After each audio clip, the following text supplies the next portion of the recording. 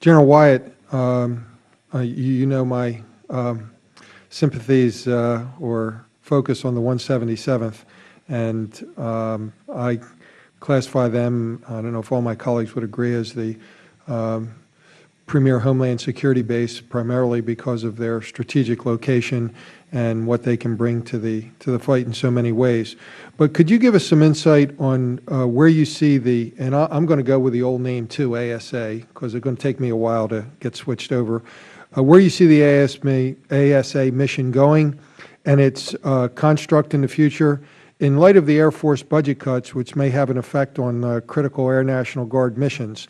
And additionally, I'm wondering if you've been speaking with the Air Force brass, their leadership, to ensure that the ASA units receive the upgrades necessary. I've been talking about this, and Mr. Chairman, you've been helpful with this, and this committee has been helpful. But some of these Air Guard units are running with iron that is just their wings are going to fall off, and if they can't fly, they don't have a mission. So I would hope you could talk to us a little bit about this. Mr. LoBiondo, first of all, 177th, great organization, and you are right. Their strategic location, along with probably the 113th here in D.C. to protect the National Capital Region, is strategically probably the two most important locations that we have.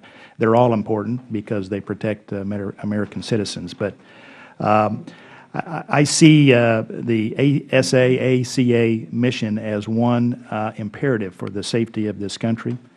It is mission number one.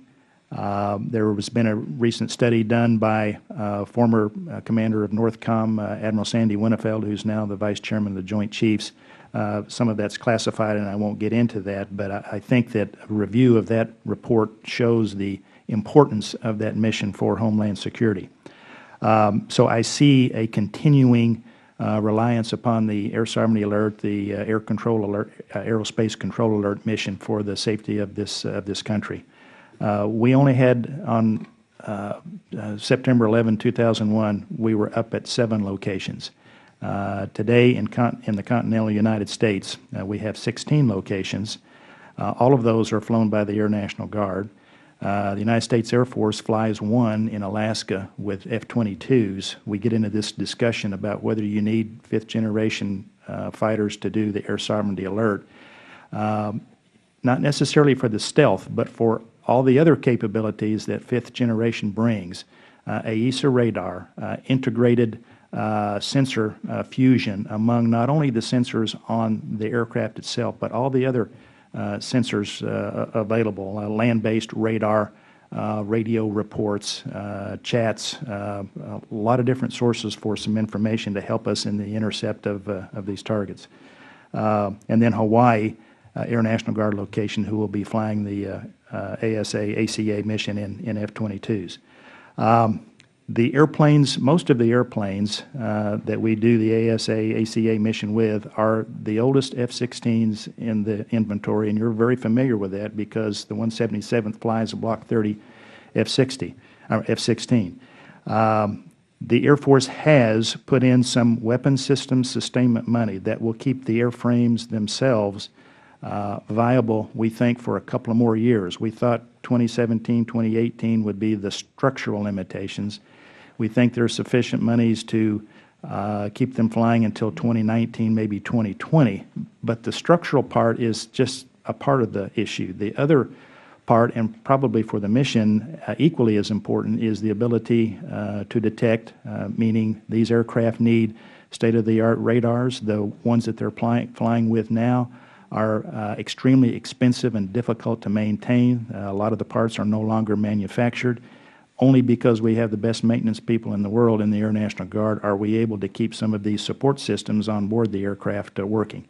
They lack beyond line of sight radio communications that are necessary for this mission. They lack the ability to integrate and fuse all the sensor data that is available for intercepts. And so we're kind of operating with our hands behind our back here as we go forward. We can still accomplish the mission in the short term.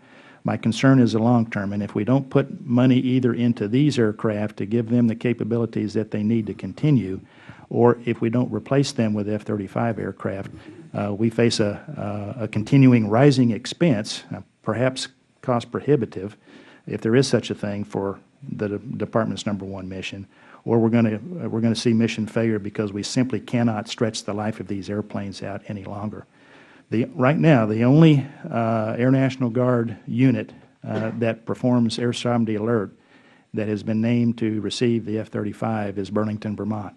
No other Air National Guard unit has been named. And you got to remember that the units that do ASA and ACA, that's not their only mission.